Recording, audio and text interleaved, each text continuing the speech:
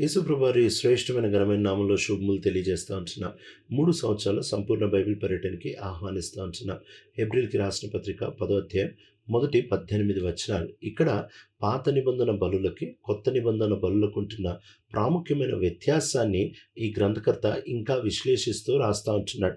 మొదటి వచనంలో ఆయన అంటున్న మాట, పాత నిబంధనలో ఉంటున్న విషయాలన్నీ కూడా ఇవి కేవలం రాబో మంచి కొరకు సాదృశ్యంగా, రాబో మంచి కొరకు కేవలము ఇవి ఛాయగా ఉంటా వచ్చాయి. అసలైనవి ఇవి కాదు. ఎందుకంటే శాశ్వతమైన దేవుని దగ్గర పదార్థములు లేకపోతే నిమిత్త మాత్రమైన బలులు ఇవి ఏవి దేవుని ఎదుట నిత్యము నిలబడలేవు. కనుకనే ఆయన వీటిలన్నిటిని ఒక మచ్చుగా, వీటిలన్నిటిని ఒక గుర్తుగా, వీటిలన్నిటిని ఒక ఛాయగా వారికి ఇస్తా వచ్చాడు అనే విషయాన్ని గుర్తు చేస్తూ ఉంటున్నాడు. అందుకే ఈ బలులు సంవత్సరం సంవత్సరం మరలా మరలా అర్పించబడతా ఉంటున్నాయి. ఎందుకంటే ఇవి సరిపోవు. ఇవి ఛాయలు కాబట్టే మరలా మరలా చేస్తున్నారు. ఎట్లయితే ఒక ఒక విషయము అసలు విషయాన్ని వచ్చేటప్పుడు మరలా మరలా చెబుతారు. పలాందొస్తుంది, పలాందొస్తుంది, పలానా వ్యక్తి వస్తున్నాడు, లేకపోతే పలానా విషయం వస్తుంది అని చెప్తా ఉంటారు. ఆ విషయం వచ్చిన తర్వాత ఇంకెవరు చెప్పరు. ఎందుకంటే ఒక్కసారి వచ్చేసారు. అట్లానే ఈ యొక్క బలులన్నీ వాళ్ళకి మరలా మరలా గుర్తు చేస్తున్నాయి. ఇదిగో మంచిది వస్తుంది, ఇదిగో పరిపూర్ణమైనది వస్తుంది అని గుర్తు చేస్తూ ఉంటున్నాయి తప్ప అవి పరిపూర్ణమైనవి కావు. ఒకవేళ అవే పరిపూర్ణమై ఉంటే దాన్ని ఒక్కసారి అర్పిస్తే సరిపోయేది కదా. మరలా మరలా అర్పించాల్సిన అవసరం ఏంటి? మరలా మరలా అర్పిస్తున్నారు అంటేనే ఇప్పుడు ఒకవేళ ఒక సంవత్సరానికి ఒక బలి అర్పించారంటే మళ్ళీ సంవత్సరానికి దాన్ని ఇంకో బలి అర్పించారు అని అంటే ఈ మొదటి బలి ఆ సంవత్సరానికే సరిపోయింది.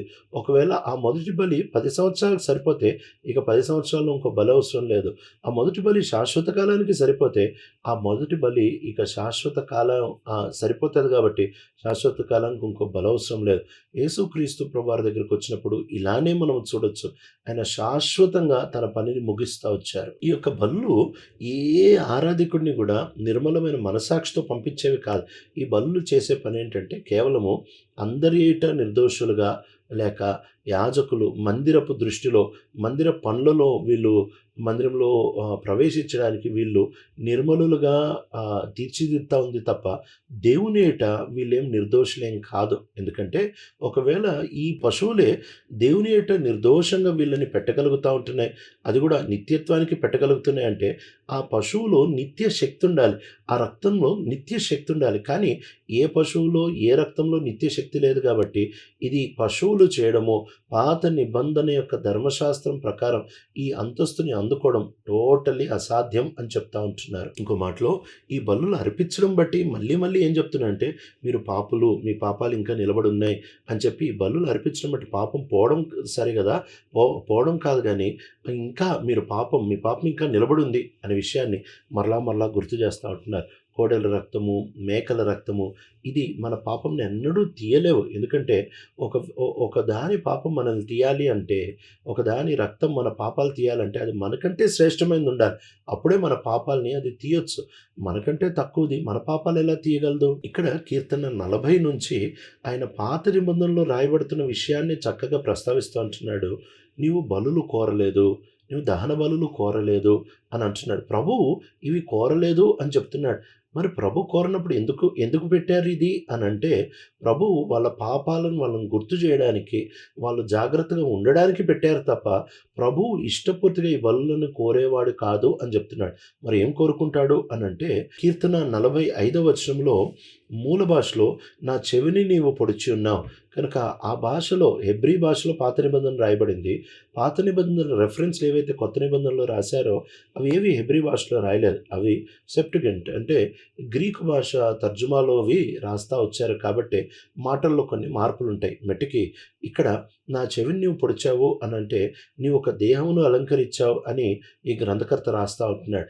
ఈ మాట రాసి ఆయన అంటున్నాడు, నువ్వు సంతోషించే దేంట్లో అంటే ఈ వ్యక్తి ఎవరైతే నువ్వు సిద్ధపరిచి తెచ్చావో ఈ విధేయుడైన వ్యక్తి, నీ చిత్తమంతా ఇదిగో నేను నీ చిత్తం చేయడానికి వచ్చాను అనే వ్యక్తి ఉంటాడు కదా, ఆ వ్యక్తిలో నువ్వు ఆనందించేవాడివి అని కీర్తన 40 చెప్తా ఉంది. కాబట్టి 2 రకాలుగా మనము ఈ కీర్తన 40లో రాస్తున్న మాటల్ని మనం చూడొచ్చు. మొట్టమొదటిది దహన బలులు అర్పణలు నీవు కోరలేదు. అంటే ఇది ఒక విధానం. కానీ దీన్ని దేవుడు కోరుకోలేదు. మరి దేన్ని కోరుకున్నాడు? ఇదిగో నీ చిత్తం చేయడానికి వచ్చాను అనే వ్యక్తి తనను తాను అర్పించుకున్నప్పుడు ఆయనలో ఆయన సంతోషిస్తున్నాడు. కాబట్టి మనము మొదటిది ఉంది. కానీ దేవుడు దాంట్లో సంతోషించట్లే. రెండో దాంట్లో ఆయన సంతోషిస్తున్నాడు. మనము మొదటి దాన్ని ఆధారం చేసుకుంటే ఆయన మనలో కూడా సంతోషించడు. రెండో దాన్ని ఆధారం చేసుకుంటే ఆయన మనలో కూడా సంతోషిస్తాడు. గ్రంథపు చుట్టలో నా గురించి రాయబడినది అని చెప్తా ఉంటున్నారు. అంటే ఈ వ్యక్తి పుట్టక మునుపే దేవుని ప్రణాళిక చొప్పున వచ్చిన వ్యక్తి. అంతేకాకుండా ఈయన దేవుని యొక్క చిత్తాన్ని పూర్తిగా చేయగలిగిన ఏకైక వ్యక్తి యేసుక్రీస్తు ప్రభువారు అంటున్నారు. ధర్మశాస్త్రం మొత్తాన్ని ఎవ్వరూ చేయలేదు. యేసు ప్రభువారు ఒక్కళ్ళే చేయగలుగుతా వచ్చారు. ఒక్క పాపం కూడా చేయని మనిషి ఎవరు లేరు. పాపి కాని మనిషి ఒక్కడు లేరు. యేసుక్రీస్తు ప్రభువారే పాపిగానే ఆయన. యేసుక్రీస్తు ప్రభువారు మాత్రమే పాపము చేయకుండా ఉంటున్న ఆయన. అందుకే ఆయన గురించే ఈ మాటలు రాయబడతా ఉంటున్నాయి. బహుశా ఆ సందర్భంలో దావీదుకు కొంచెం ఆ మాటలు అన్వయించుకోవచ్చేమో, కానీ ప్రాముఖ్యంగా అది యేసుక్రీస్తు ప్రభుని చూపిస్తూ రాయబడుతుంటున్న మాటలుగా మనం చూడొచ్చు. కనుక దేవుని యొక్క చిత్తానుసారంగా అప్పగించుకోవడానికి వచ్చాడు. ఏ బలి పశువు కూడా అది అర్పించబడేటప్పుడు ఎందుకు అర్పించబడుతుందో తెలియదు. ఆ బలి పశువు ఇష్టపూర్తిగా అర్పించబడట్లేదు. ఆ బలి పశువు శాశ్వతమైనది కాదు కాబట్టి శాశ్వత కాలానికి మనకి పనిచేయదు. అయితే యేసుక్రీస్తు ప్రభువారు ఇష్టపూర్తిగా వచ్చాడు. అందుకే అంటున్నాడు, నీ చిత్తము చేయడానికి నేను ఇష్టపూర్తిగా వచ్చాను అంటున్నాడు. కనుక మనకి అర్పించుకోవడం, మన కొరకే అర్పించుకోవడానికి ఆయన ఇష్టపూర్తిగా, బుద్ధిపూర్వకంగా, ఆయన మనస్సు పూర్తిగా ఆయన వచ్చినవాడిగా మనం చూడొచ్చు. ఇలా ఇష్టపూర్తిగా ప్రభువు అప్పగించుకొని, అంతేకాదు ఇష్టపూర్తిగా అప్పగించుకోవడమే కాదు, ఆయన తెలిసి అప్పగించుకుంటా వచ్చాడు. ఆ పాత్ర, ఆ గిన్నె, దాని బరువు గెత్సేమనే వనంలో ఆయన ప్రార్థన చేస్తూ ఉంటున్నారు, ఈ గిన్నె నా యొద్ద నుంచి తొలగించు. తెలిసి అప్పగించుకుంటా ఉంటున్నాడు. అంతేకాకుండా శాశ్వతుడైన ఆయన అప్పగించుకుంటా ఉంటున్నాడు. కాబట్టి ఈ రెండవ సిస్టంలో, ఈ రెండవ విషయం దేవునికి నచ్చే యేసు ప్రభు ద్వారా వచ్చినప్పుడు ఇక మనకు మొదటి బలులు ఆయనకి ఎట్లా నచ్చవు ఆ బలులు, అలాంటి బలుల దగ్గరికి వెళ్ళాల్సిన అవసరమే లేదు. ఒక యాజకుడు ఆయన సన్నిధిలో నిత్యము నిలబడి సంవత్సరం వెంబడి సంవత్సరం బల్లర్పించేవాడిగా ఉంటున్నాడు. నిలబడి బల్లర్పించడం బట్టి ఏం చూపిస్తున్నాడంటే, ఎందుకు నిలబడి ఉంటున్నాడంటే, నేను వచ్చే సంవత్సరం మళ్ళీ అర్పించాలి కదా, ఇంకా నా పని అయిపోలేదు, నా పని ఎప్పటికీ అయిపోదు, ఈ బలులు ఇలా అర్పిస్తానే ఉండాలి అని చెప్పి నిలబడి ఉన్నాడు. ఒక వ్యక్తి ఎప్పుడు కూర్చుంటాడు అని అంటే, ప్రత్యేకంగా బైబిల్ మందిర భాషలో మనం చూస్తూ వచ్చినట్లయితే ఆదికాండం 1వ అధ్యాయంలో కూడా ఆయన పనంతా ముగించుకున్న తర్వాత కూర్చున్నారు, లేకపోతే విశ్రాంతి తీసుకున్నాడు. అట్లానే యేసు ప్రభువారు కూడా ఆయన పనంతా ముగిచ్చేశారు. యాజకుడు ఆయన పని అయిపోలేదు, ఎందుకంటే అవి పాపాలు పోవట్లేదు కాబట్టి మళ్ళీ మళ్ళీ రక్తం అర్పిస్తూ ఉండాలి. కానీ యేసు ప్రభువారు మాత్రం కూర్చున్నారు. యేసు ప్రభువారు తండ్రి కుడిపార్శ్వన కూర్చోవడం బట్టి ఇక నేను మళ్ళీ రక్తం కార్చాల్సిన అవసరం లేదు, ఒక్కసారి కార్చాను అది సరిపోద్ది, పాప ప్రక్షాళనకి సరిపోద్ది, పాప శుద్ధికి సరిపోద్ది, వాళ్ళు దేవుని యొక్క నిర్దోషులు చేయబడ్డానికి సరిపోద్ది, నిత్యత్వానికి వీళ్ళు దేవునితో బాగుండడానికి ఇది సరిపోతుంది. కాబట్టి ఆయన కూర్చుంటూ వచ్చారు. ఏ యాజకుడు అతి పరిశుద్ధ స్థలం దగ్గర కూర్చోలేడు. కానీ యేసుప్రభు వారు కూర్చున్నారంటే ఈయన ముగిచ్చేశాడు, ఇంకొక బలి అవసరం లేదని చూపించడానికి కూర్చుంటున్నారు. 13వ వచనంలో అంటున్నాడు, ఇక్కడ కూర్చో, నీ శత్రువులందరినీ నీకు పాదపీఠంగా చేస్తాను అని ప్రభు చెప్తా ఉంటున్నారు. ఈ మాటలు కీర్తన 2 నుంచి తీసుకుంటా ఉంటున్నారు. మెట్టుకి అంటే నువ్వు నీ పనంతా చేసేసావు, ఇంకా నువ్వు చేయాల్సింది ఏం లేదు, మిగిలింది నేను చేస్తానని దేవుడు యేసు ప్రభుని కూర్చోపెట్టి శత్రువులందరినీ జయించి, అంటే సరిపోయాడు. యేసు ప్రభువారు తన పని పూర్తిగా చేసేశారు, ఇంకా కొత్త పని ఏం అవసరం లేదు, యేసు ప్రభు మీద విశ్వాసం ఉంచితే చాలు అని చూపించడానికి ఈ వచనాన్ని ఇక్కడ రాస్తా ఉంటున్నారు. ఎప్పుడైతే యేసు ప్రభువారి ద్వారా మనం వస్తామో అప్పుడు ఈ పాత నిబంధనలో రాయబడుతున్న అద్భుతమైన వచనాలు మరలా గుర్తు చేస్తూ ఉంటున్నారు. ఆయన మనతో నిబంధన చేస్తారంట. ఈ నిబంధన ఏంటి అని అంటే, ఇక మన పాపాలు ఎన్నడూ గుర్తు చేసుకోడు, ఇక మన పాపాలు ఏమాత్రము ఆయన ఎంచడు.